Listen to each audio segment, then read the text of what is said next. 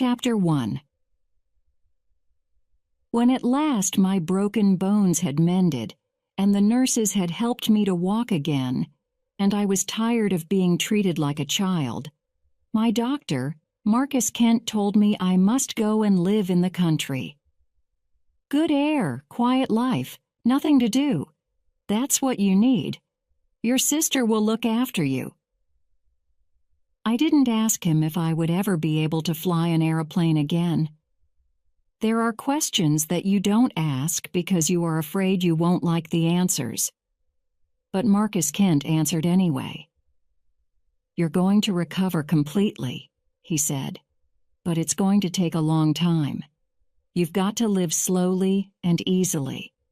That's why I am telling you to go to the country, rent a house, get interested in local people, local scandal, and local gossip, and go to a village where you haven't got any friends living nearby.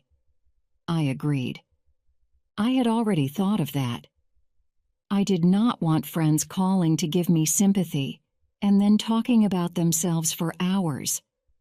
So it happened that Joanna and I eventually decided to look at a house called Little Firs in Limstock, mainly because we had never been to Limstock. And when Joanna saw Little Firs, she decided at once that it was the house we wanted.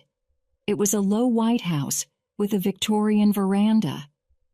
It was about half a mile out of the town and had a pleasant view over the countryside with the Limstock church tower down below. It had belonged to a family of unmarried ladies, but now there was only one still alive, the youngest, Miss Emily Barton. She told Joanna that she had never rented her house before. But you see, my dear, I do not have enough money to live in such a big house anymore. And now I have met you, I shall be very happy to know that you are here. I really did hate the idea of having men in the house. At this point, Joanna had to tell her about me. And Miss Emily said, "Oh, how sad. A flying accident? But your brother will be unable to move very much." The thought seemed to cheer her, and she told Joanna that she was going to live with a woman who had once been her servant, dear Florence, who had married a builder. They now have a nice house in the high street and 2 beautiful rooms on the top floor where I shall be very comfortable. So Joanna and I agreed to rent Little Firs for 6 months, and we moved in. Miss Barton's servant, Partridge, a thin, humorless woman who cooked very well, stayed to look after us, and she was helped by a girl who came in every morning. When we had been at Little Firs for a week, Mrs. Symington, the lawyer's wife, Miss Griffith, the doctor's sister, Mrs. Dane Calthrop, the vicar's wife, and Mr. Pye of Prior's End all came to visit us and leave us their address cards. Joanna was very excited. I didn't know that people really called with cards. That is because you know nothing about the country, I said. Nonsense. I've stayed for lots of weekends with people in the country. That is not at all the same thing, I said. Then I suddenly knew how selfish my accident had made me. For my younger sister is very pretty, and she likes dancing and driving around in fast cars. This is going to be awful for you, I said to her. You are going to miss London so much. Joanna laughed and said she didn't mind at all. In fact, I'm glad to get away from it all. I was really very upset about Paul, and it will take me a long time to get over him. I didn't believe this. Joanna's love affairs are always the same. She falls madly in love with some weak young man who is really very clever, but no one understands him. She listens to all his complaints and works hard to get him respect. Then, when he is ungrateful, she says her heart is broken, until the next weak young man comes along. So I did not take Joanna's pain very seriously. But I did understand that living in the country was like a new game to my beautiful sister. "This is a nice place, Jerry," she said. "So sweet and funny and old-fashioned. You just can't think of anything awful happening here, can you?" And I agreed with her. In a place like Limstock, nothing awful could happen. It is strange to think that it was just a week later that we got the first letter. The letter arrived while we were having breakfast. It was a local letter with a typewritten address. I opened it. Inside, words had been cut out from a book and stuck to a sheet of paper. For a minute or two, I looked at the words without understanding them. Then I gasped. Joanna looked up. "What is it?" The letter, using very unpleasant language, expressed the writer's opinion that Joanna and I were not brother and sister. "It's a disgusting anonymous letter," I said, very shocked. Joanna was immediately interested. "What does it say?" I handed the letter to her. "What a piece of dirt!" She began to laugh. "You were obviously right about my wearing too much makeup, Jerry. I suppose they think I'm an evil woman." "Perhaps," I said. "But, of course, our father was tall and dark-haired, and our mother was fair-haired with blue eyes. And since I look like him, and you look like her—" Joanna nodded. "Nobody would think we were brother and sister. So what shall we do with the letter?" "The correct thing, I believe, is to throw it into the fire." I did so, and Joanna watched. Then she got up and went to the window. "I wonder who wrote it." "We will probably never know." Joanna was silent for a moment. "When I think about it, I'm not sure that it's so funny after all. I thought they liked us down here." "They do," I said. "This is just some half-mad, stupid person." "I suppose so. But it's cruel." As she went out into the sunshine, I thought that she was quite right. It was cruel. Someone hated us living here. Someone hated Joanna's stylish beauty. Somebody wanted to hurt us. To laugh was perhaps the best thing to do. But it still wasn't funny. Dr. Griffith came to the house that morning. I had arranged for him to examine me once a week. I liked Owen Griffith. He was awkward in the way he moved, but he had very gentle hands. His report on my progress was encouraging. Then he said, "Are you feeling all right? I sense that something has upset you today?" "Not really," I said, "but a rather unpleasant anonymous letter arrived this morning." He dropped his bag on the floor. "Are you telling me that you've also had one of them?" I was interested. "There have been other such letters, then?" "Oh, yes." "I see," I said. "I thought that someone didn't like strangers living here." No, it's nothing to do with that. It's just—" "What did it say?" Suddenly his face went red. "Sorry, perhaps I should not ask." "I am happy to tell you," I said. "It just suggested that the very lively girl I had brought here to live with me was not my sister. And that is a polite translation." "How disgusting. I do hope your sister is not too upset." "Joanna," I said, "found it very funny. And that is the best way to treat something so totally stupid." "Yes," said Owen Griffith. "But the trouble is that once this sort of thing starts, it just gets bigger.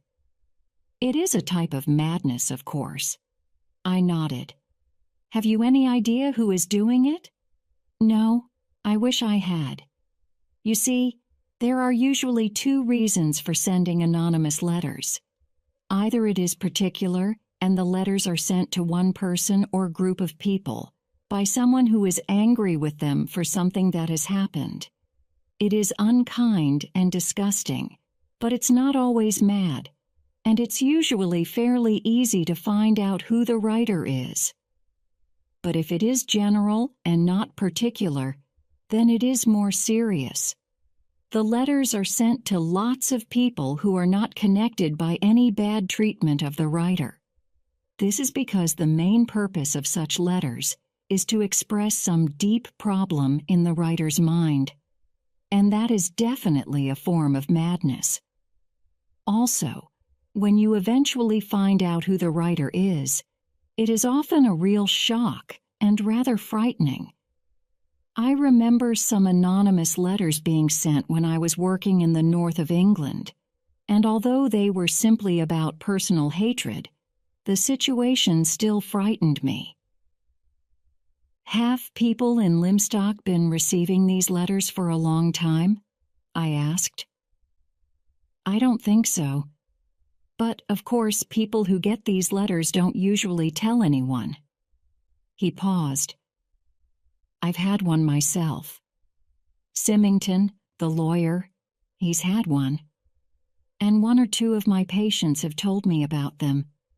Are they all about the same sort of thing? Oh, yes. Sex is always the main subject. He smiled.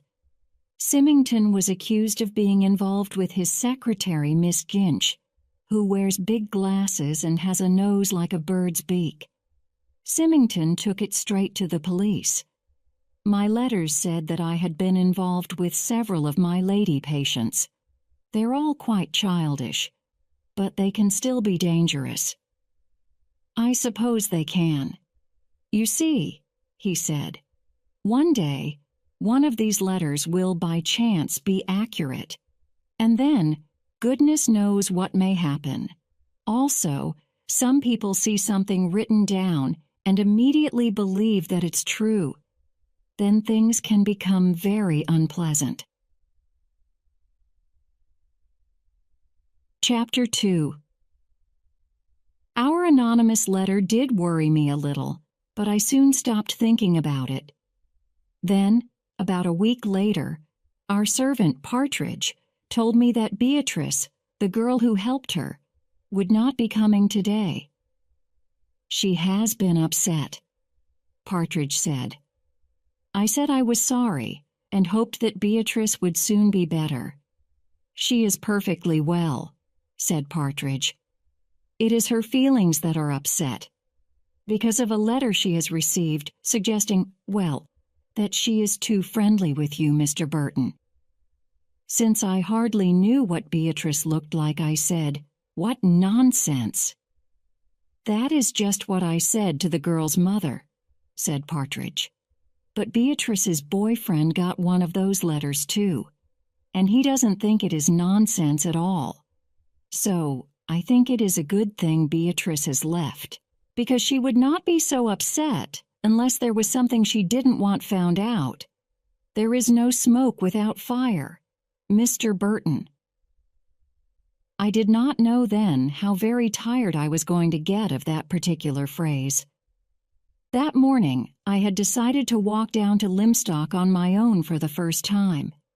We had arranged that Joanna would meet me with the car and drive me back up the hill in time for lunch. The sun was shining, and there was the sweetness of spring in the air. I picked up my walking sticks and started off. It felt like an adventure, but I did not, after all, walk down to the town alone. I had not gone far when I heard the sound of a bell behind me, and then Megan Hunter almost fell off her bicycle at my feet. "Hello," she said, as she got up. I rather liked Megan and always felt rather sorry for her. She was the lawyer Symington's stepdaughter, Mrs. Symington's daughter by a first marriage. Nobody talked much about Mr. or Captain Hunter. I had heard that he had treated Mrs. Symington very badly. She had divorced him, then came to Limstock with Megan to forget, and had eventually married the only suitable unmarried man in the place, Richard Symington. They had 2 little boys together whom they obviously loved very much, and I thought that Megan must sometimes feel a bit left out. She wasn't at all like her mother, who was a small, pretty woman. Megan was tall and awkward, and although she was actually 20, she looked more like a schoolgirl. She had untidy brown hair, green eyes, a thin face, and a delightful smile. Her clothes were unattractive, and she usually wore thick stockings with holes in them. She looked, I thought this morning, much more like a horse than a human being. In fact, she would have been a very nice horse if someone had brushed her. "I've been up to the farm," she said, "to see if they had got any duck's eggs. They've got some sweet little pigs. Do you like pigs? I even like the smell." "Well-kept pigs shouldn't smell," I said. "Shouldn't they? Are you walking down to the town? I saw you were alone, so I thought I would stop and walk with you, but I stopped rather suddenly." "You've torn your stocking," I said. Megan looked at her right leg. "Oh, yes, but there are 2 holes in it already, so it doesn't really matter, does it?" "Don't you ever mend your stockings, Megan?" "When Mummy tells me to. But she doesn't often notice what I do, so it's lucky in a way." "You don't seem to understand that you're grown up," I said. "You mean I ought to be more like your sister, all dressed up?" I didn't much like this description of Joanna.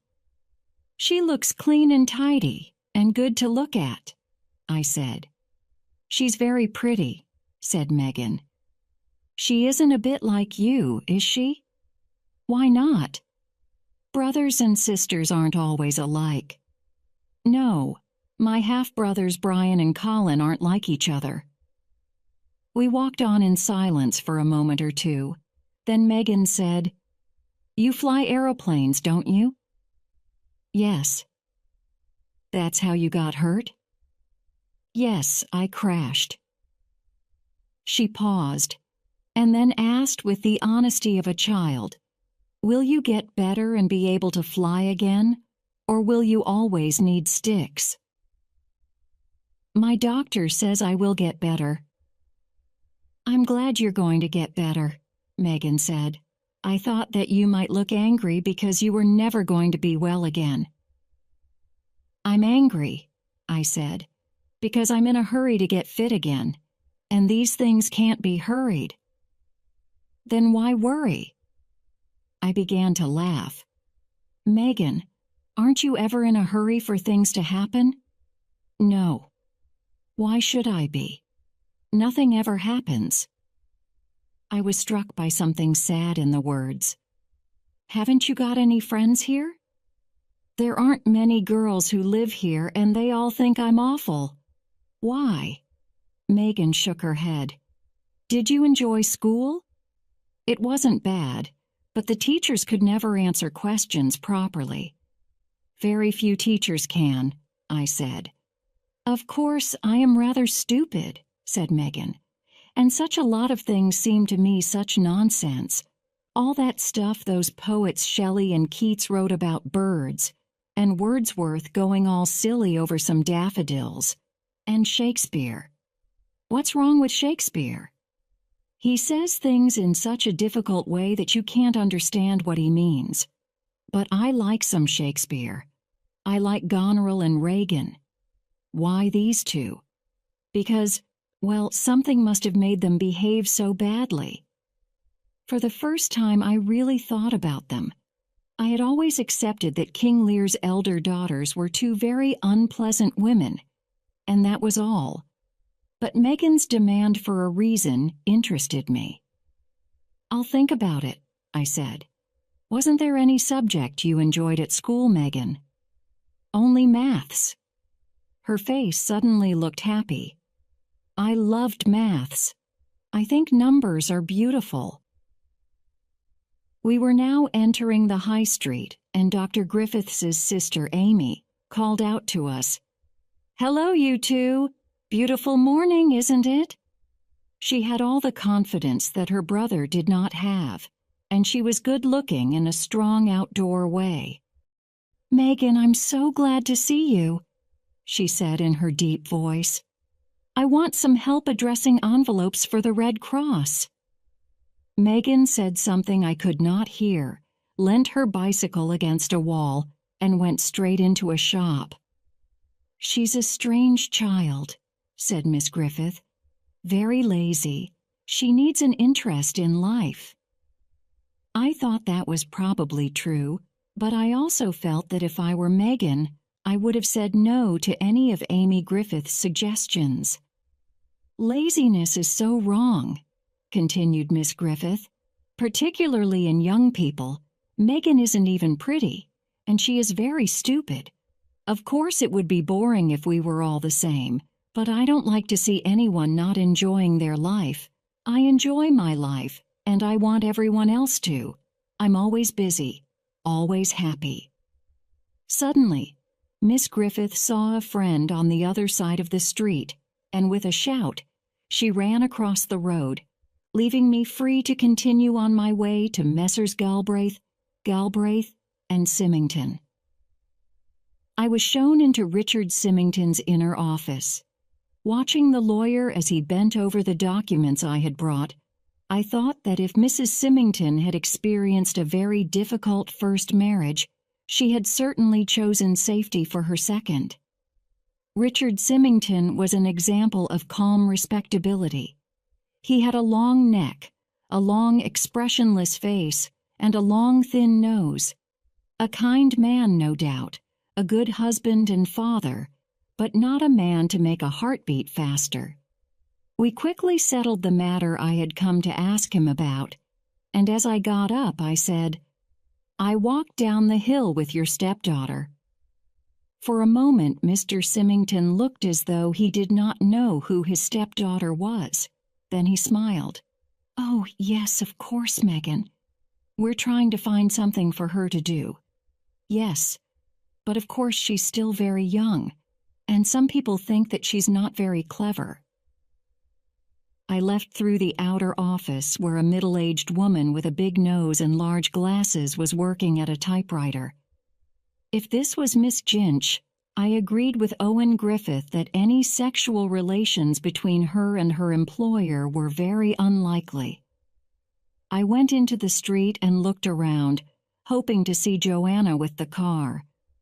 The walk had made me very tired, but she had not arrived yet. Then suddenly my eyes widened with surprise and delight. Along the pavement, there came floating towards me a goddess. There is really no other word for it.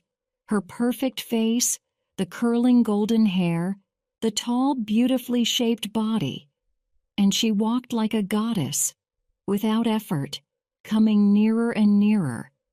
I was so excited that I dropped one of my sticks on the pavement, and I nearly fell down myself. It was the strong arm of the goddess that caught and held me. "Thanks so much," I said. "I'm very sorry." Then she handed me the stick, smiled kindly, and said, "That's all right.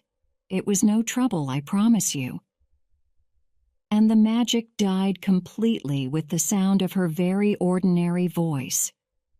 She was a nice, healthy-looking girl. Nothing more. Joanna had now driven up and stopped in the road beside me. She asked if there was anything the matter. "Nothing," I said. "I've had a shock, that's all." "Do you know who that is?" I pointed to the girl's back as she floated away. "That's the Symingtons' governess." Joanna opened the door of the car and I got in. It's funny, isn't it? Some people have the most perfect looks and absolutely no sex appeal. I said that if she was a governess, having no sex appeal was probably a good thing. Chapter 3. That afternoon we went to tea with Mr. Pye. He was a small, fat man who lived at Pryor's Lodge, a very beautiful house, and made even more beautiful by Mr. Pye. Every piece of furniture was polished and set in the perfect place. The curtains, too, were all made in perfectly chosen colors and of the most expensive silks. I thought that living there would be rather like living in a museum. Mr. Pye's greatest pleasure was taking people round his house. His small hands shook as he described his treasures. Luckily, Joanna and I are both interested in beautiful old furniture. "It is so fortunate," Mr. Pye said, "to have you here in Limstock. The good people of the town are so, well, they don't know anything about style. The insides of their houses would make you cry, dear lady. Perhaps they have already done so?" Joanna said that she hadn't gone quite as far as that. "But I'm sure you agree," he said, "that beauty is the only thing worth living for. So why do people surround themselves with ugliness?" Joanna said it was very strange. Strange? It's criminal. And they give such stupid excuses. They even say that something is comfortable. Now, the house you are renting, Miss Emily Barton's house, has some quite nice pieces in it. But sometimes I think it looks uncared for because she likes to keep things looking the same as when her mother was alive. He turned to me and his voice changed from that of a sensitive artist to that of a gossip. "You didn't know the family at all?" "No." "Well, the old mother was an extraordinary person. Quite extraordinary. A monster. The girls. That's what she always called her 5 daughters.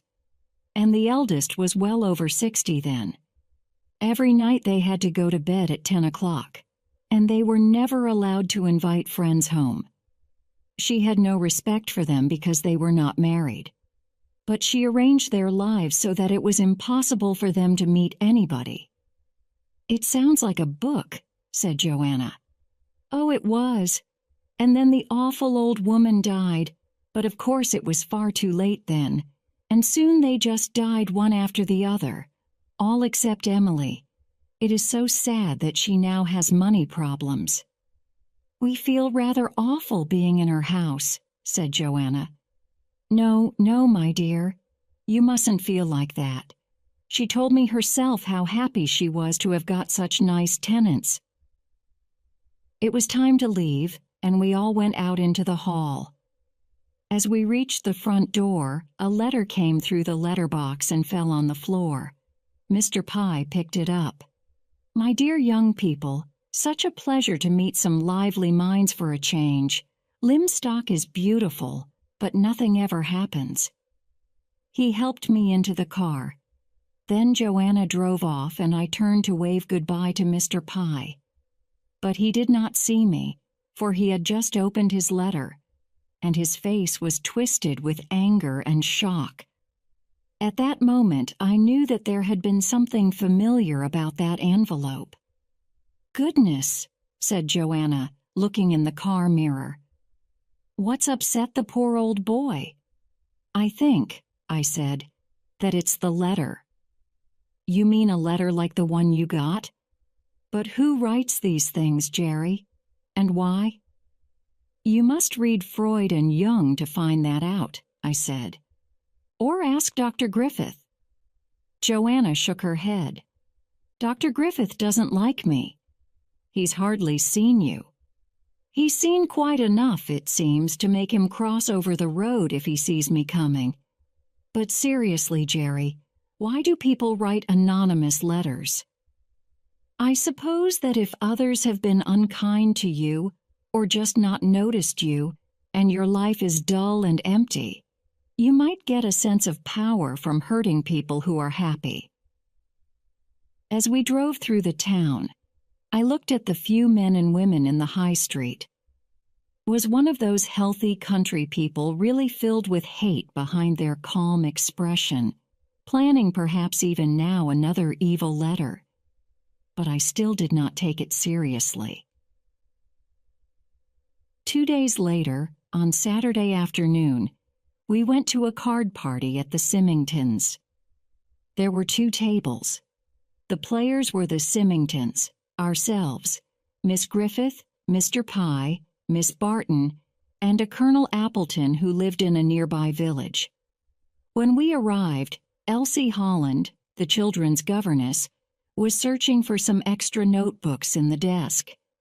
She floated across the floor with them in the same way as when I had first seen her, but the magic was gone. I now noticed how large her teeth were, and the way she opened her mouth very wide when she laughed, which she did a lot. "Are these notebooks all right, Mrs. Symington?" "Oh, they are a bit yellow round the edges. Anyway, I'm taking the boys to Long Barrow so there won't be any noise." We sat down and began to play a game of bridge. Everyone was very friendly, and the afternoon passed quickly and enjoyably. We then had tea in the dining room. Suddenly, 2 excited little boys ran in. Mrs. Symington smiled with pride as she introduced her sons to us. Then, just as we were finishing our tea, I heard a sound and turned my head to see Megan standing between the open French windows. "Oh," said her mother, sounding surprised. "Here's Megan. I'm sorry, but I forgot about your tea, dear. Miss Holland and the boys took theirs out with them." "That's all right. I'll go to the kitchen." Megan moved silently across the room. Mrs. Symington said with a little laugh, "Poor Megan. Girls are so awkward when they've just left school." Joanna looked up. "But Megan's 20, isn't she?" "Oh, yes, she is. But she's very young for her age, which is so nice. I expect all mothers want their children to remain babies." "I can't think why," said Joanna. "It would be a bit difficult to have a child who had a 6-year-old brain in a grown-up body." "Oh, you mustn't take things so seriously," said Mrs. Symington. As we drove home, Joanna said, "I feel very sorry for Megan. Her mother doesn't like her." "Oh, Joanna, it's not as bad as that." "Yes, it is. Megan does not fit into the Symington family. It's complete without her, and that's a very unhappy feeling for a sensitive girl to have. And she is sensitive." "Yes," I said, "I think she is." Joanna suddenly laughed. "Bad luck for you about the governess." "I don't know what you mean." "Nonsense. And I agree with you. It is a waste. She is so beautiful until she opens her mouth to talk or laugh. But I'm glad you noticed her. It is a sign that you are coming alive again. I was quite worried about you at the hospital. You never even looked at that very pretty nurse you had." I smiled. "But what about you?" "Me?" "Yes. You'll need someone to give you some excitement down here. So what about Owen Griffith? He's the only unmarried man in the place." Joanna drove in silence through the gate and round to the garage. Then she said, "I don't understand why any man would cross the street to avoid me. It's rude, apart from anything else." I got carefully out of the car, then stood leaning on my sticks. "I'll tell you this. Owen Griffith is not one of those weak, artistic young men you've always liked. So be careful. He could be dangerous." "Oh, do you think so?" Joanna said with obvious pleasure at the thought. "But how dare he cross the street when he saw me coming?" "We have come down here," I said, "for peace and quiet, and I am determined that we will get it." But peace and quiet were the last things we were to have.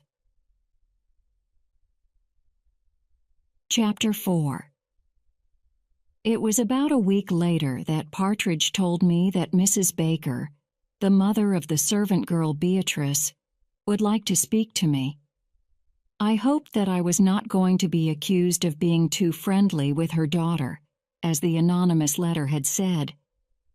But when I had offered her a chair, Mrs. Baker said, "It is very good of you to see me, Mr. Burton. When Beatrice was on her bed crying, I told her that you would know what to do." "I'm sorry," I said. "But what has happened?" "It is the letters. The evil letters." "Has your daughter received more letters?" "Not her, Mr. Burton. But now George, Beatrice's boyfriend, he's got one of them, saying how Beatrice is seeing Tom Ledbetter. George is mad with anger, and he came round and told Beatrice he didn't want to see her anymore." "But why come to me?" I asked. "I heard that you'd had one of these letters yourself, and I thought that, being a London gentleman, you'd know what to do about them." "If I were you," I said, "I would go to the police." Mrs. Baker looked shocked. "Me? Go into a police station? I've never been near the police." "Well, they are the only people who can do something about these letters. It's their job." Mrs. Baker said, "These letters ought to be stopped. Young fellows like George get very violent, and so do the older ones." I leaned forward. "Mrs. Baker, have you any idea who is writing these letters?" I was very surprised when she said, "Yes, we've all got a good idea. Mrs. Cleet, that's what we all think." "And who is Mrs. Cleet?" "She was," Mrs. Baker said, "the wife of an old gardener." But when I asked her why Mrs. Cleet would write these letters, Mrs. Baker would only say that it would be like her. In the end she left, and I then decided to go and talk to Dr. Griffith. He would almost certainly know this Cleet woman. But when I arrived and told him about my conversation with Mrs. Baker, Griffith shook his head. "It's most unlikely." "Then why do they all think it is her?" He smiled. "Oh, because Mrs. Cleet is the local witch." "Goodness," I said. "Yes, it does sound rather strange in this modern world. But Mrs. Cleet is an unusual woman with a bitter sense of humor. If a child cuts its finger, she nods and says, 'Yes, he stole my apples last week.' Or, 'He pulled my cat's tail.' So mothers give her honey and cakes to make sure she won't make something bad happen to them. It's very silly, but now of course they think she must be writing the letters." "But she isn't?" "Oh no, she's not that sort of person." 2. When I got back to the house, I found Megan sitting on the veranda steps. "Hello," she said. "Could I come to lunch?" "Of course, if you like Irish stew." "A bit. I mean, it's like a dog's dinner, isn't it? Mostly potato and flavor?" "Exactly," I said. Megan stretched out a long, dusty leg. "Look, I've mended my stockings," she said proudly. "Is your sister good at mending?" "I don't know," I said. "Well, what does she do when she gets a hole in her stocking?" Rather embarrassed, I said, "I think that she throws them away and buys another pair." "Very sensible," said Megan. "But I can't do that. I only get a very small allowance." She paused. "I suppose you think I'm awful, like everyone else?" "Don't be stupid," I said. Megan shook her head. "That's just it. I'm not stupid. People think I am. They don't understand that inside I know just what they're like, and that all the time I hate them." "You hate them?" "Yes." Her sad eyes looked straight into mine. "You would hate people if you were like me, if you weren't wanted." "Don't you think you're being rather negative?" I asked. "Yes," said Megan. "That's what people always say when you speak the truth. And I understand why I'm not wanted. Mummy doesn't like me because I remind her of my father.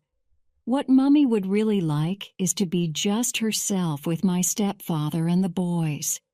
I said slowly, "If some of what you say is true, Why don't you go away and have a life of your own? You mean earn my living? What at? I am stupid when I try to do things. And also, well? There were tears in her eyes. Why should I go away? They don't want me, so I'll stay and make everyone sorry. I hate everyone in Limstock. They all think I'm stupid and ugly, but I'll show them. I heard a step on the path round the side of the house. Get up, I said roughly. Go up to the bathroom and wash your face, quick. She jumped up and disappeared through the French windows just as Joanna came round the corner. Chapter 5. The Reverend Caleb Dane Calthrop and his wife Maud Dane Calthrop were both unusual personalities. Dane Calthrop lived for his books and in his study. Mrs. Dane Calthrop was quite the opposite. She was frighteningly aware of everything around her. She had a long, thin face and always spoke in a very sincere way. I soon learned that almost everyone in the village was slightly afraid of her. The day after Megan had come to lunch, Mrs. Dane Calthrop stopped me in the high street. "Oh, Mr. Burton, now what did I want to see you about? Something rather unpleasant, I think." "I'm sorry about that," I said. "Ah, anonymous letters. That's it. Why have you brought anonymous letters to Limstock?" "I didn't bring them," I said. "They were here already." "Nobody got any until you came, though." "Yes, they did. Several people got them." "Oh dear," she said. "That's all wrong. We're not like that here, and it upsets me because I ought to know about it." "How could you know?" I asked.